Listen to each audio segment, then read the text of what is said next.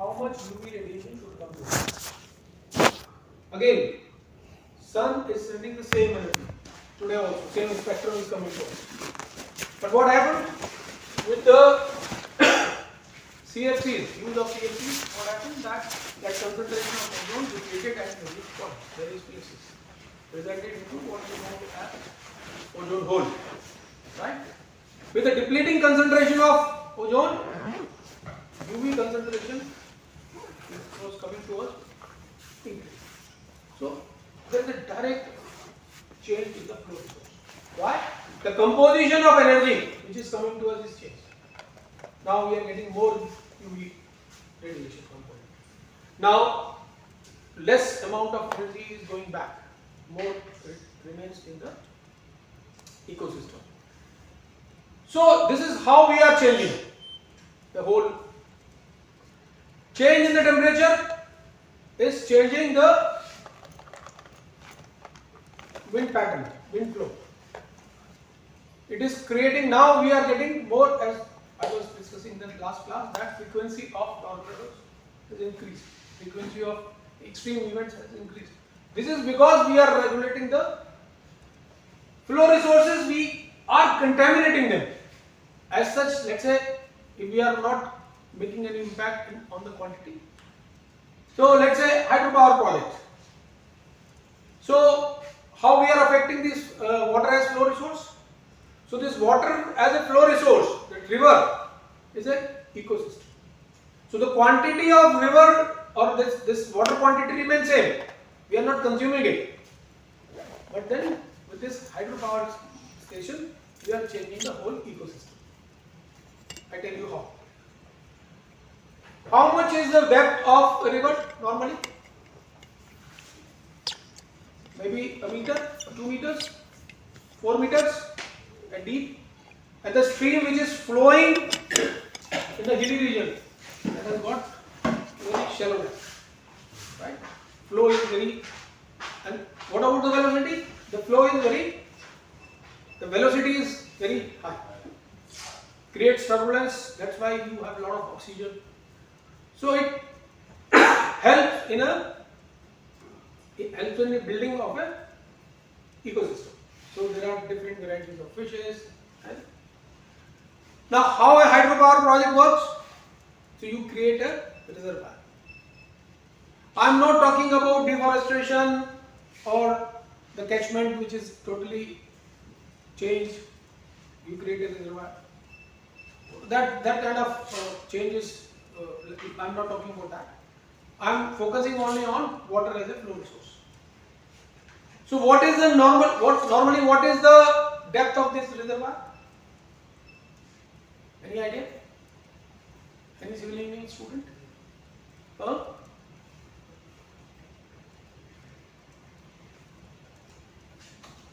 Any civil engineering student? Is there any civil engineering student? Okay. Any rough idea, rough guess? 20 meters. Any other guess? Okay. So it goes up to, let's say, 150 meters, 200 meters. Even 20 meters is enough. Let's say it is 20 meters. Do you expect what kind of oxygen concentration you expect at 20 meter depth? So it was not, this reservoir is not natural. It is unnatural. And now this reservoir, it is, you have still water. Now many of you can compare it with sea, ocean. But ocean is full of currents. Because it is, so there is a natural circulation happening in ocean. And even in ocean, at very low depth, the oxygen concentration is very low. And that is why species at that level are very different. Now just imagine, fishes are flowing naturally with that water. All of a sudden, reservoir comes. And they do not understand what is this. Because nature has not taught this to them. We have created this reservoir. So the whole ecosystem changes. Just imagine if you have upstream some turtles or let's say crocodiles, let's say, just imagine. How will they cross this reservoir? So when we say that we are changing flow resources, that means we are disturbing the pattern. Okay? And that is enough to see some perceptible change in the ecosystem. Okay? Right.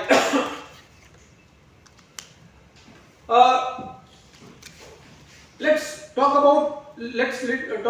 little more about the utility of natural resources.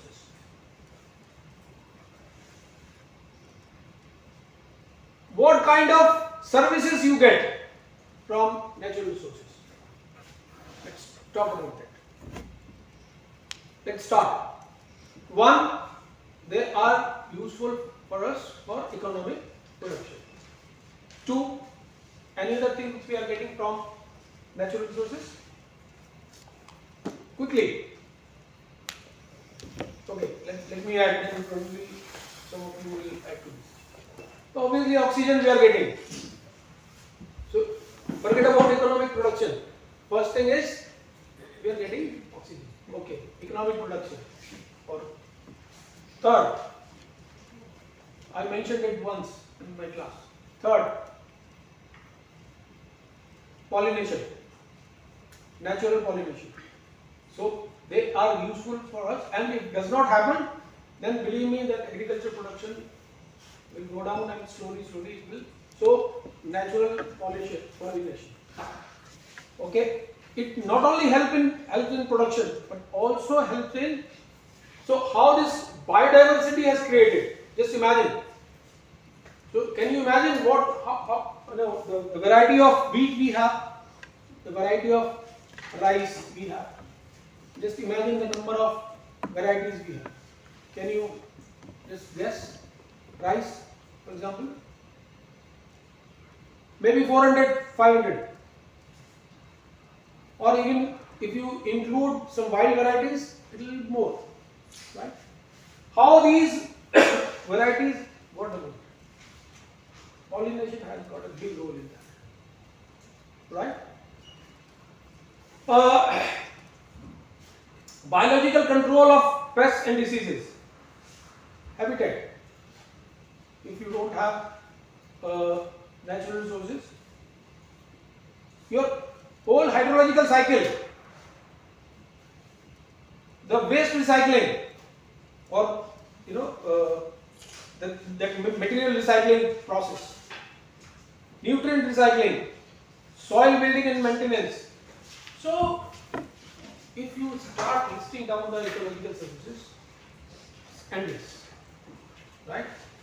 I have not come to the aesthetics or aesthetical ecological services yet.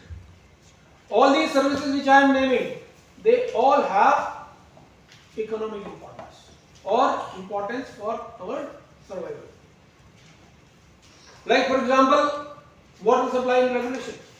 We cannot survive. Oxygen I just mentioned. Waste recycling and pollution control. It is a part of ecosystem function, right? So all of them are critical goals. Okay? So saying that we should worry about nature only if it disturbs our economic system, it's not a wise idea. Right. Now, what actually is happening due to the human interference? What we are actually doing? So I talked about the disturbance, consumption of resources, disturbance in the flow, resources, that's all that. But then, other than that, the first thing which is very, very important is simplification of ecosystem. Now, I should come back to the ecological succession. You remember the sequence? How nature started? Nature started with the pioneer stage. So what is the characteristics of pioneer stage? Simple. Simplicity. Very few species. 1 or 2 or 3 or 4. Very simple interaction. Okay? And then we move to different stages and reach to the climax stage. What is the characteristic of climax stage? That is one. It is result of what? It is result of diversity, complexity. So you are moving from simplicity to complexity. Just imagine how technology works. So our mind always works in opposite direction. We try to simplify the things. And it is so deep into our mindset that every time we say that, okay, simplify this. This is a problem, let us simplify this. This technology has made this process very simple. So, all technological inventions, they make process more simple. Okay? Just to take an example. We have 450 varieties of seeds, let's say, or let's say 10 varieties of seeds, with about 450. Now, what we say when we analyze these species, so what we found that one species gives higher yield when water is, rains are scanty. So low amount of rain, this species was killed. Species B, it gives more yield or it is more resistant to pest attack. Right?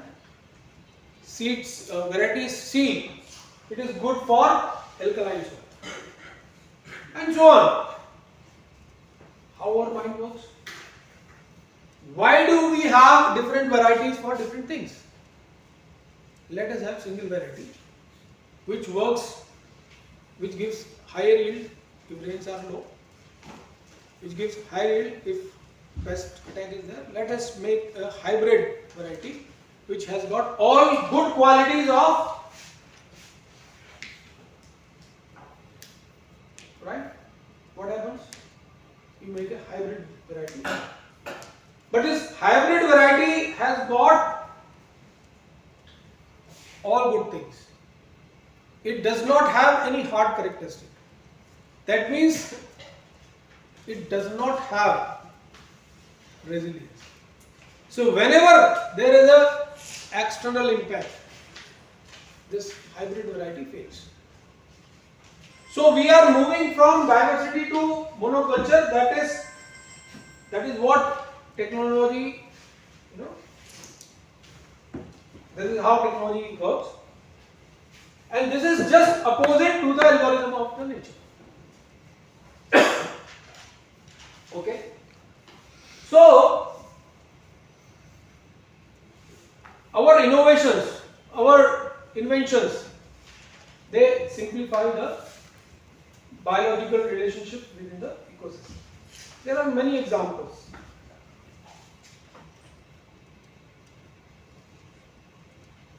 I can take one example which is there in this book also, which I have shared all of you. So it is known as the Great Famine of Portugal. So what happened that, potato is considered to be a very cheap crop because it provides energy at a very low cost. So potato was never in a staple light of any civilization. Probably became staple light of different civilizations very late. Especially it started, so many times, I do not know if you know this fact or not. People say that, or scientists say that potato came to India through Portugal. It is a different reason that in Portugal also it came from Latin America. Right? But we had our own stems, like we have sweet potato and other varieties, right? And I believe that somewhere in India potato was also there. Okay? But anyway, but how it became very popular in Europe? So if you look at the history of Europe, they were not, so before industrialization, the conditions in Europe were very harsh, right? So if you look at the ecology, countries like India, we have very good conditions, right? Very good living conditions. The environmental conditions in India are very good for human survival, right? If you look at the European countries, the severe cold for a longer period, nothing grows. Even for the storage, they have to store a lot of material, right? So that is why they were looking for, when Turkey was captured by some other civilizations, so they were looking for alternative routes to South Asia, especially India, because they wanted preservatives, right? Anyway, that's a separate story. So when Europeans went to Latin America, they found this potato, which has got, so potato is a pure carbohydrate. It requires very less amount of labor, very less amount of efforts. So they found it, so they, very soon it got included in their staple diet. And that is why today also, if you look at the Europe, they still consume potato in different countries. There is a huge consumption of potato, right? Now they found some varieties which were giving very high yield. So in Portugal, what they did, they stopped using other varieties. They just started focusing on this variety.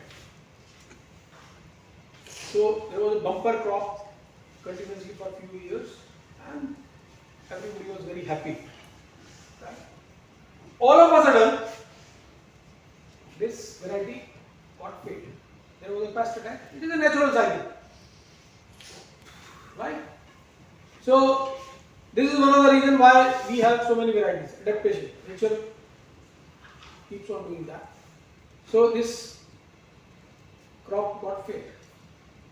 Next year also they tried the same variety, and by that time the whole Portugal was only using this variety. There was no mix, there was no biodiversity. It was monoculture. Continuously for 3 years, crop failed and was nothing to eat. Number one, they monetized their staple diet, shifted completely to potato. 2, they shifted to monoculture, just because they wanted to have the highest product or higher productivity, right? So, and this crisis was man-made. This famine was not because of drought. This famine was not because of any other reason, but because of the fact that they moved to the monoculture. Okay. So these human actions actually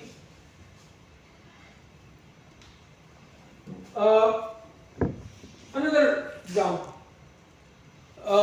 which is related to India. So you must have read in newspapers about the forest fire in Himalayan region.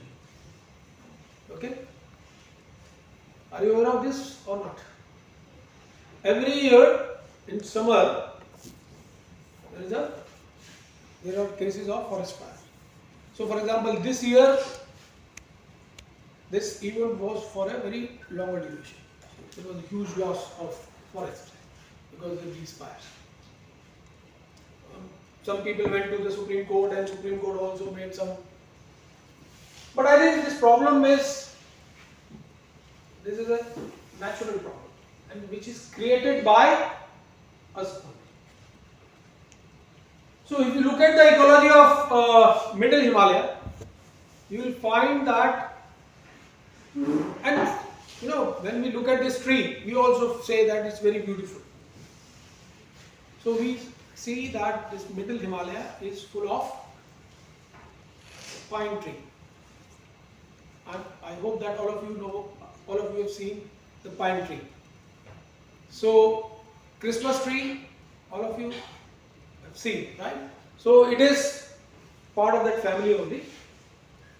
It looks very beautiful, right? And this pine tree has got leaves, needle-like leaves, and this tree sheds the leaf. All trees shed the leaves. This leaf has got very high content of lignin. Lignin is this has got very high calorific value. And when it gets dried, it very easily catches the fire. It does not, so the this biodegradation process of this leaf is very slow, because lignin is the component which degrades very slowly. So this dry leaf remains as such. 2. It makes the soil acidic. Now, what is the relationship between human activities or the monoculture which I was talking about? So 150 years back, or say 200 years you can say, or 150 I think is the timeline. So this region was not having pine tree. So this pine tree is not a natural species of this region.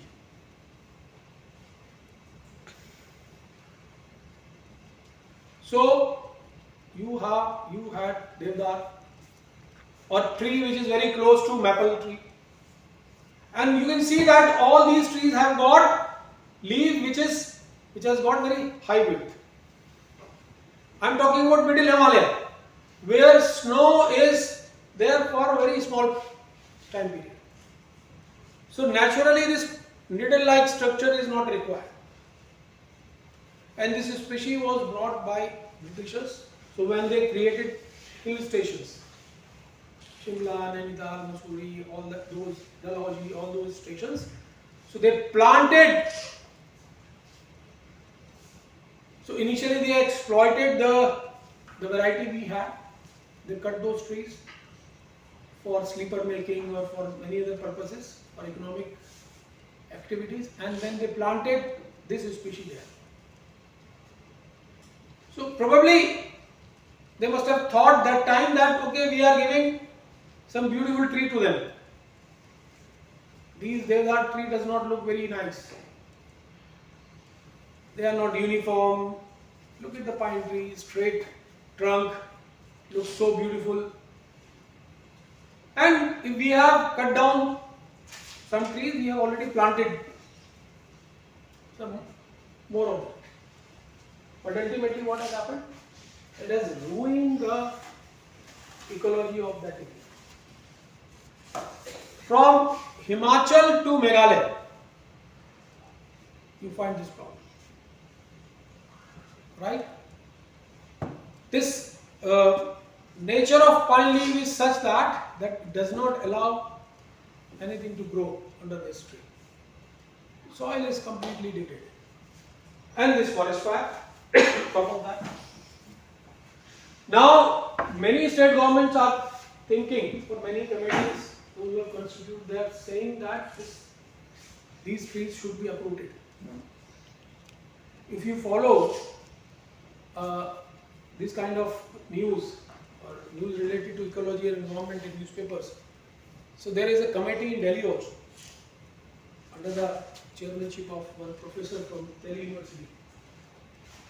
They are also suggesting that in Delhi also it has happened. We have ridge area where foreign species were planted. And what was the reason? Because they wanted plant to grow a faster rate, right? But that has disturbed the complete. So I am not criticizing pine tree, but problem with this pine tree in India or in Himalayan region is that it does not belong to that tree. Somewhere else it is good. You must have heard about the problem related to eucalyptus. So in our horticulture program, in our plantation program, Government of India planted or they run the program because eucalyptus was growing very fast and we were happy. But then those areas where eucalyptus was planted and grown, now they are facing the problem related to groundwater depletion, right? So all these problems we have seen. If I take some more examples, have you heard farmer society, which is the state often comes in the news because of the farmer society, Maharashtra? So why?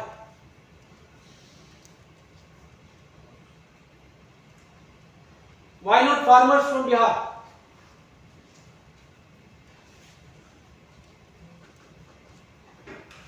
Do you feel that Maharashtra has higher poverty than Bihar? Sorry if someone from Bihar is here. So I don't mean to, so the problem in Maharashtra, and if you compare poverty in Bihar and Maharashtra, one of the aspects in Bihar is that they are still relying on sustenance farming. Means they may have poverty, they may have low purchasing power, they may not afford television or fridge in their home, but survival is not a problem. They can survive. But when it comes to Maharashtra, cotton growing farmers, first of all, they moved from sustenance farming to cash crop. Now cash crop brings some cash, but all the inputs of cash crop is also goes to cash. So farmer has to take loan or he has to lend some money, he has to buy everything from the market. He cannot. Earlier he was using his own seed. Now we have moved to BT cotton seeds. What is BT? These are transgenic seeds. And the problem with these seeds is you cannot store them. So after 2 years, you have to go for a new variety. It does not survive actually. And what is the traditional practice? So farmer never goes to the market for the seeds at least. So some portion of her or his crop is stored as a seed. She or he used for the next cycle. Now look at the economic cycle of a cotton growing farmer. He is taking a loan. Now the crop is paid. There is a standing loan of say 8 lakh, 10 lakh. On the farmer it's a 5 lakh. Again next year cycle repeats. Now the loan stands to 10 lakh. And when it reaches to that level, that the farmer realizes that now he has no capacity to pay back this loan. Here he does not see any route to escape and commits. So what I am trying to say that this monoculturing has actually disturbed. So it is not only disturbing the ecology, it is also affecting humans. We feel that it is not affecting humans. No, it is affecting us also. The waste also we have discussed a lot. So with increasing quantity of waste, you remember that graph, the assimilative capacity is coming down. Number one. Number two, we are creating new variety of waste which is not going to. Okay, so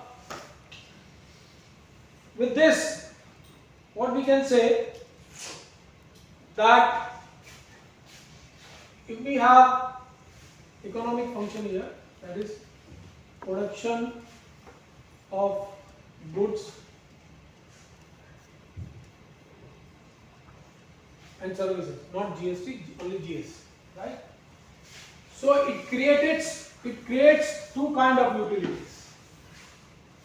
So far we were thinking that it is only creating positive utility, that is resulting into economic well-being, right? That is called positive utility. But the fact is that it is creating negative utility also, which is in form of waste and which leads to ecological degradation. And that is negatively affecting the well-being. So there is a positive utility and negative utility which is coming from.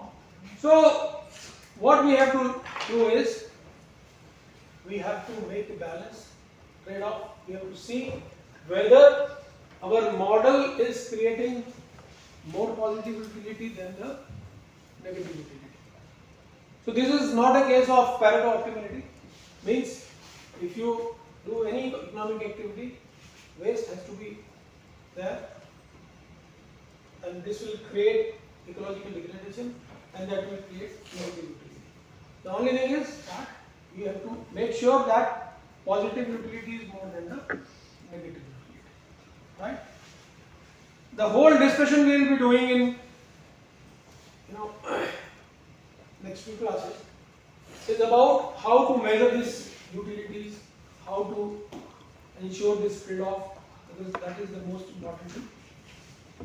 But what we can say, what we can conclude from our discussion, that environmental resources are scarce in absolute terms.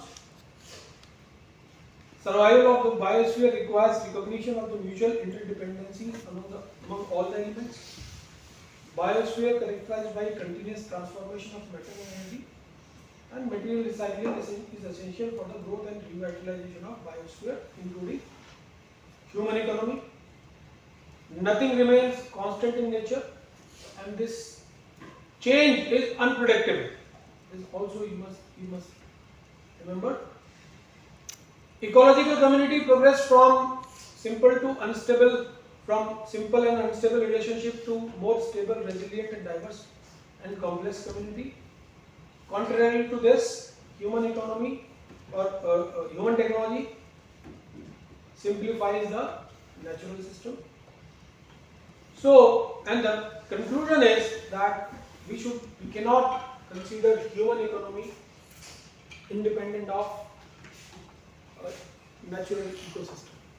Actually, human economy is subset of or a subset system of biosphere. So any change which is happening in biosphere bound to have impact on human economy. Any output which is coming from the human economy bound to go to the biosphere. So it will create something in the biosphere. But then whatever is happening in the biosphere, it is bound to make an impact on the human economy. Okay. Tenda, can you open the... Okay, I think I have.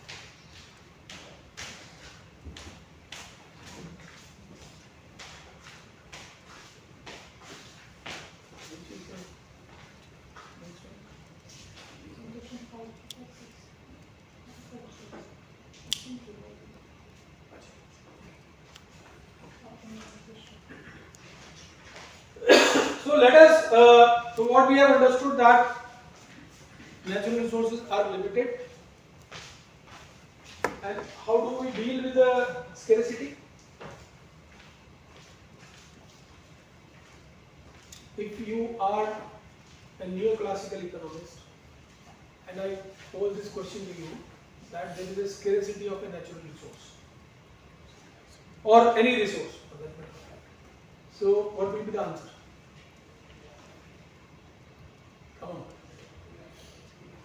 What will be the answer? Yes? Use it wisely. You replace it with some technological. Okay. Okay, all these things come, in the later part. First answer will be that don't worry, this scarcity can be dealt by the market. And what is the mechanism? Price is the mechanism. That is what we have learned in first two classes, right? So, problem of scarcity can be easily dealt by the market, right? When you say use them wisely, it is to keep prices below, or it is to to optimize, to use our resources in optimum way, right? But the mechanism is the price, and the institution is market. And what we need for that? There should be a condition of free market, isn't it? That is what. Just now I mentioned that natural resources, there is a scarcity of, absolute scarcity of natural resources, including the waste assimilative capacity of the nature. Okay? So when I go to any economist, will say that don't worry, market mechanism can deal with it. It is doable. We need not to take any action on this. And what you will tell us, that there is a theory given by Adam Smith known as theory of invisible hand.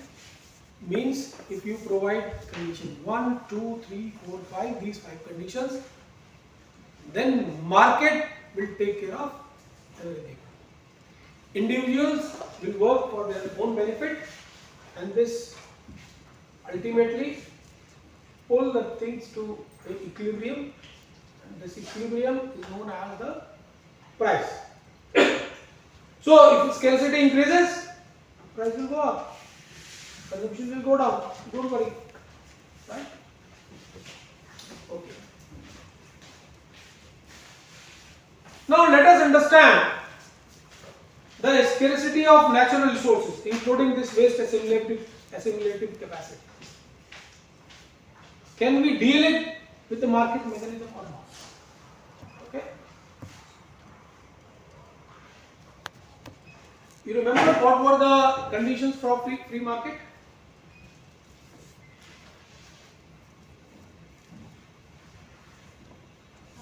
Remember?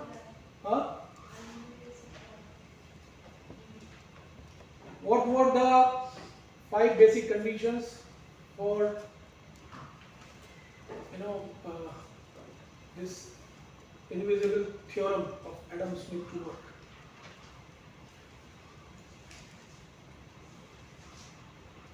Customer right. Customer right. Right. Customer right. Customer right. Okay. Ownership right is one. What were others? Freedom of choice, information, right? Right. Okay. And one of them was what he said, customer right, or you rightly mentioned, ownership. Because if you don't have ownership, then interest of private person will not work. Let's take a very simple example. If you have a cycle which is owned by 10 of you, now whose interest will be there to take care of that cycle?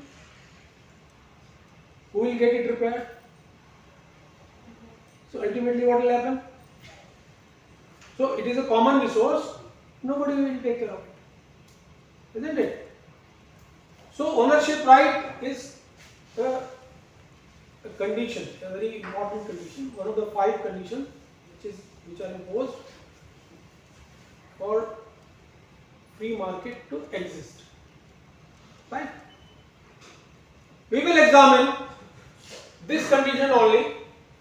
So what we are, the question right now we are dealing is, what was the question? Question was that the scarcity of natural resources, if it can be resolved by market mechanism or not. That was the question. Now, market mechanism will work if we fulfill those 5 conditions. And one of the important conditions is the ownership right. Okay, let us examine. And what were the conditions for ownership right? Number 1, there should be some physical boundary. Right should be transferable, legally protected. Right? Let's take 2 examples. Ambient air. Who owns ambient air? Everybody is using, but who owns that? Everybody owns that. Okay? Can I say that I own the air, you don't own the air? Everybody owns that. But if everybody owns the air, then when it comes to the cleaning of air, then everybody says, oh, it is a common property. You should do it. We should stop using vehicles. The factory owner should stop producing. Right? So air, ambient air is a common property. Nobody owns it. Why? Because there is no clear-cut boundary. Even if I create an institution, says that okay, let us make someone owner of air. Not possible. Because it cannot be confined in a boundary. There is no quantitative or qualitative feature can be defined, but quantitative and boundary cannot be defined. Nobody owns it exclusively. Legally protection not possible. Let's take another example, lake. There is a natural lake available in one area. First condition is satisfied. There is a boundary. But who has got exclusive right? Can it be legally protected? No, it is a common property. If that is so, then the condition, one very critical condition of free market to exist, that is the ownership right, it fails. That means when we talk about the natural resources and when we are saying that if the scarcity of natural resources can be resolved or can be taken care by the market, it cannot happen. Why? Because the conditions are not fulfilled. You cannot define the ownership. And I mentioned that why ownership is required, because everybody is working based on self-interest. Now, if I don't own the resource, there won't be a self-interest. You can do this experiment. Just take 2 cycles. A very good example is Yulu and or what is that? Another service was started before Yulu. So initially they didn't appoint any maintenance person. So it worked like a common property. And you also must have seen. So you take the Yulu cycle initially there was no barcode, nothing. So there was no, so responsibility was also not there. So for the promotion they started it.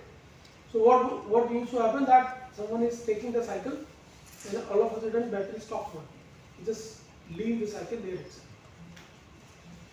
And after 2 days also you could have seen that cycle lying there. Out of stewardship, someone used to take it from the road and keep it inside. That's all. Because nobody was owning it. And today also you can start one experiment.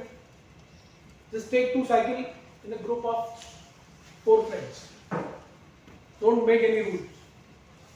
1 cycle, 4 friends, no rules. Within 15 days you will find that the tires are punctured.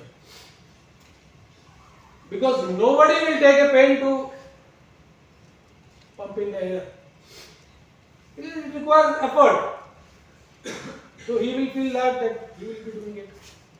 And so on. There is a very interesting story. One king asked all subjects to put 1 glass of milk in a well. And next day it was found that the well was full of water. Not even a single drop of milk was there. Why? Because everybody thought that. So what is the individual interest in this case? In case of common property, what is the individual interest? Individual interest is to save her or his milk. Isn't it? So the individuals were working for their self-interest. It is nothing against the basic psychology of humans. It is very much natural. Right? So they did it because it was beneficial for them. You will not inflate the tire because it is in your interest. Why should you waste your energy? Because this will be used by someone else also. So if you don't make the rules, common properties,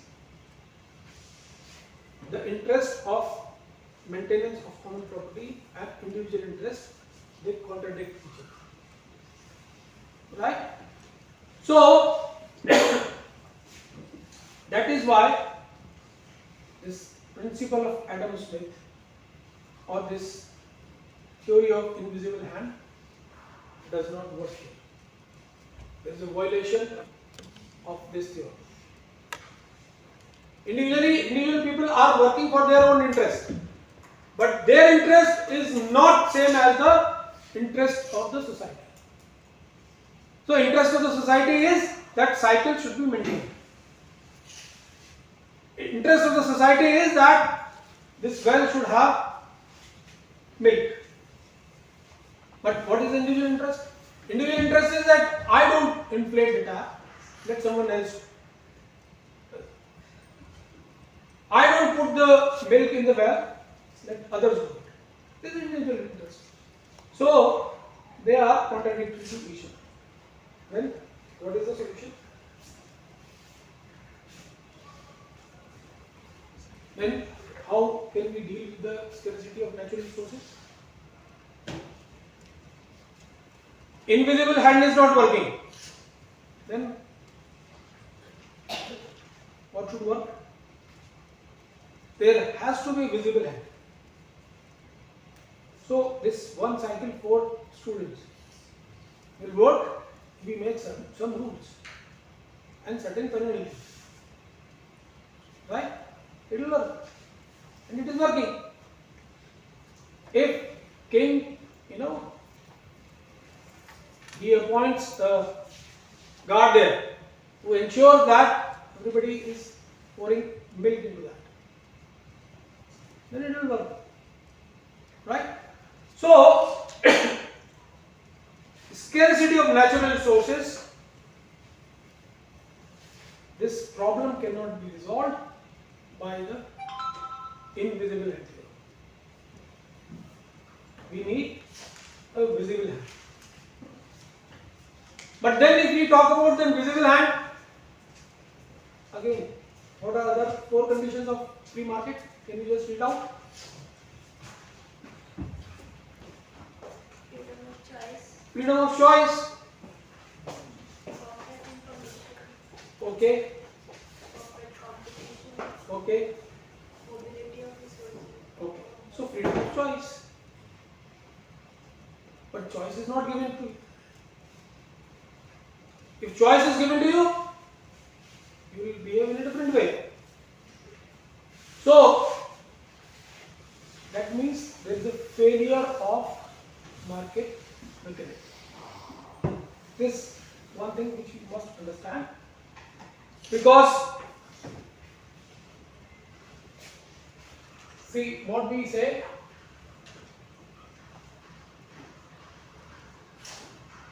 when we talk about the price, what is the price? Where is the equilibrium? Marginal private benefit when it becomes equal to marginal private cost. And if this mechanism has to work with the social or the common resources, then MP is free.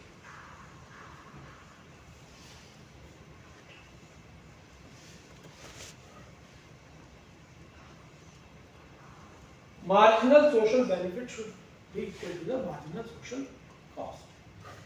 But it does not happen, that's why there is a failure. Okay. And why this failure is happening?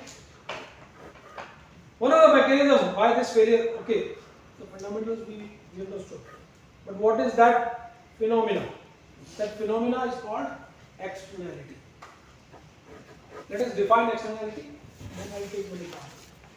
Externality is a condition when actions of some individuals have direct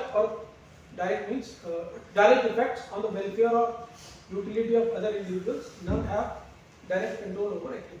Again I am repeating.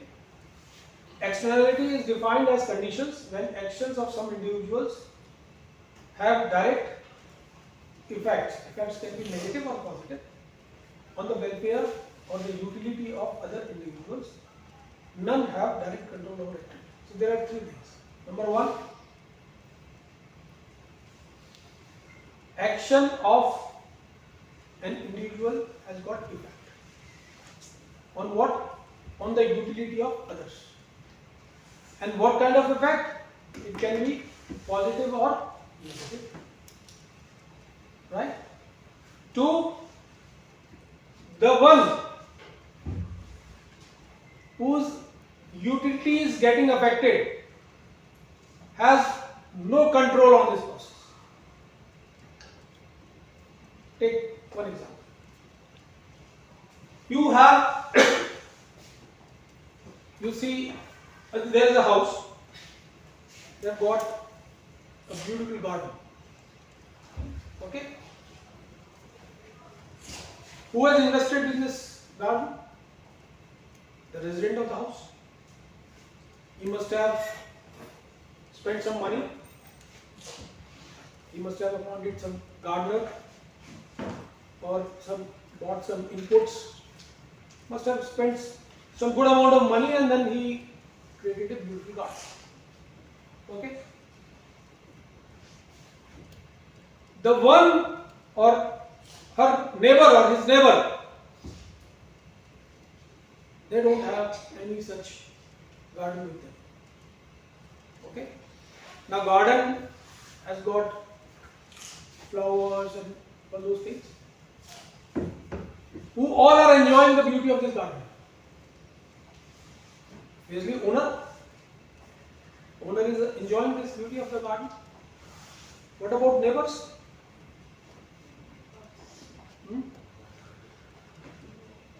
Can these residents ask neighbors not to see the beauty or not to praise the beauty or not to appreciate the beauty of the garden?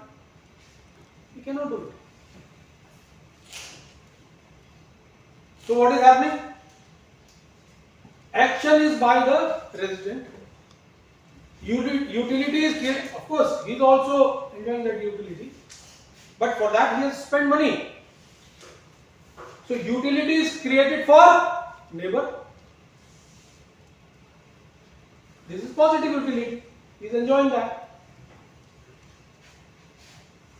But this neighbor does not have any control on the actions of this resident. He didn't ask him to create this garden. He didn't ask him to, isn't it? This is a classical example of externality. Now, if this resident wants that neighbor should not enjoy this beauty, what he has to do?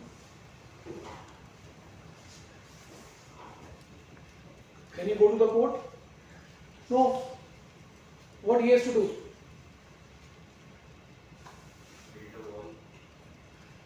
Make a wall so that he cannot see it. But then, for creating this wall, he has to spend some money.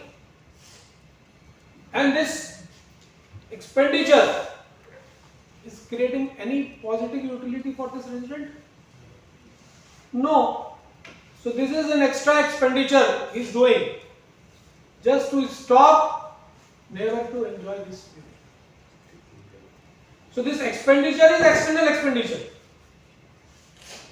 He is doing it just because. So it happens. You have got water purifier at your home. Probably all of you have that. Right? It costs some money. It has got some, your parents, your family spends money on the maintenance of this water purifier. Why have you installed this water purifier? What is the reason? Huh?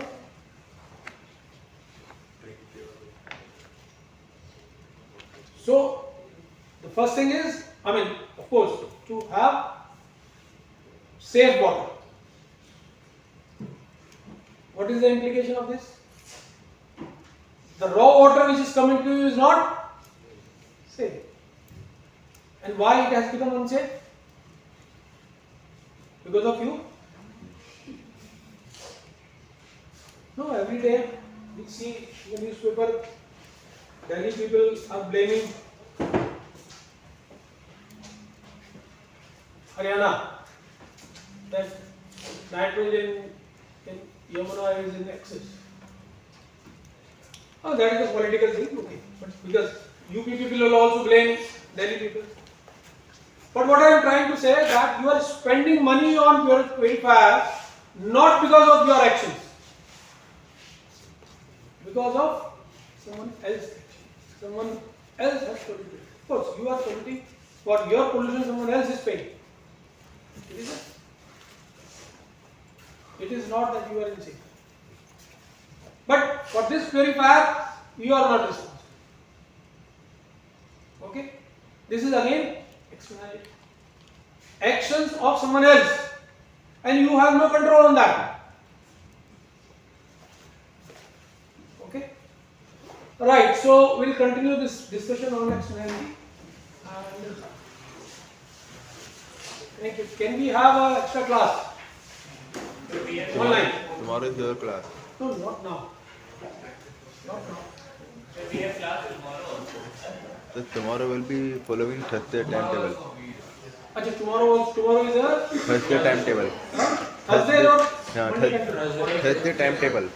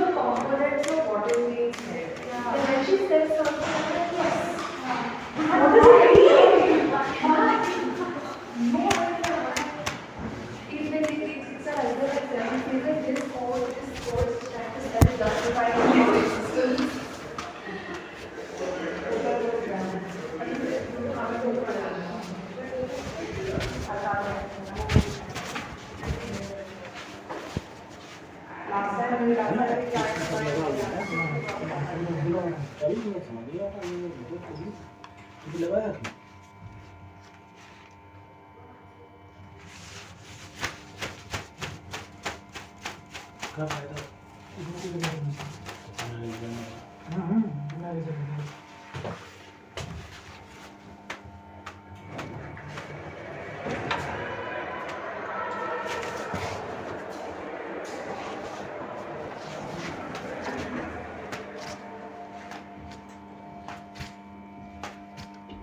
ये fail है अगर चैन में टूट भी जगह check करते हैं ये इसका कोई वो नहीं है क्या ये जंग में गिर जाए गिर जाए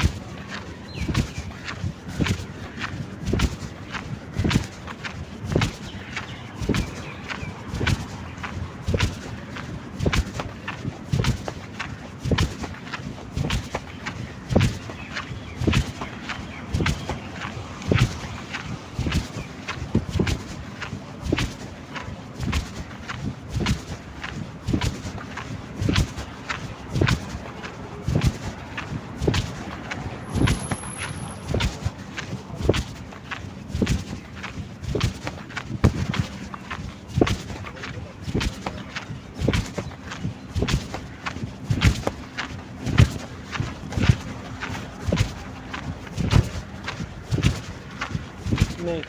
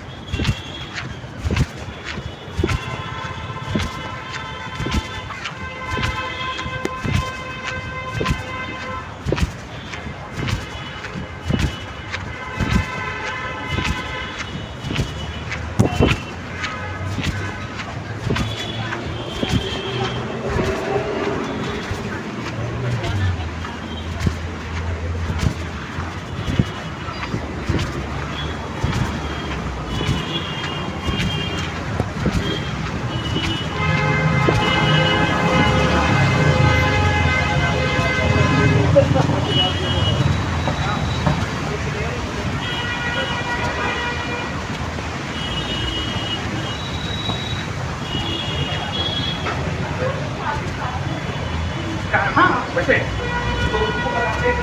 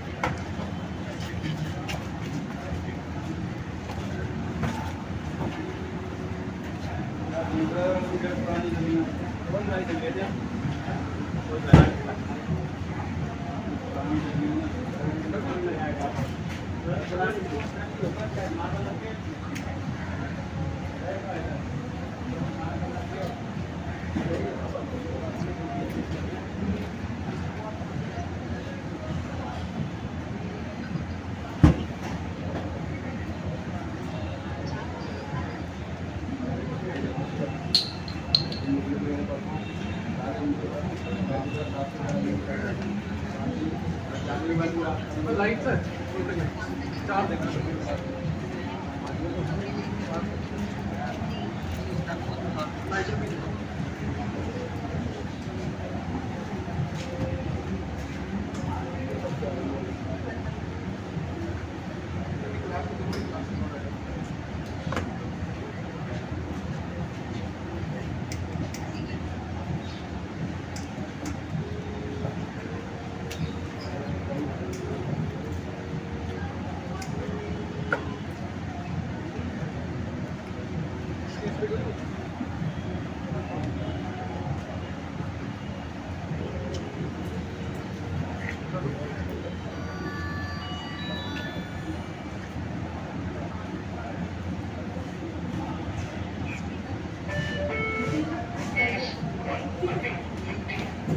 Okay.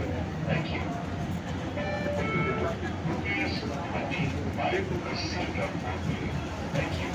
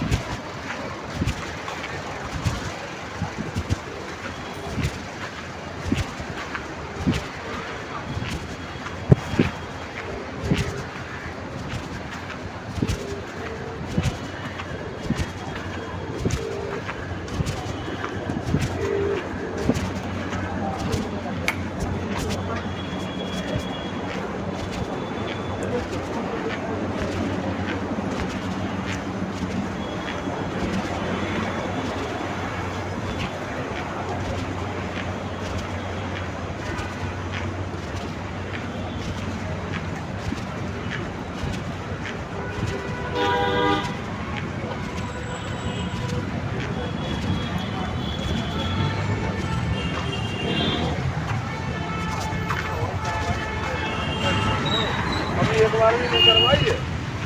हाँ।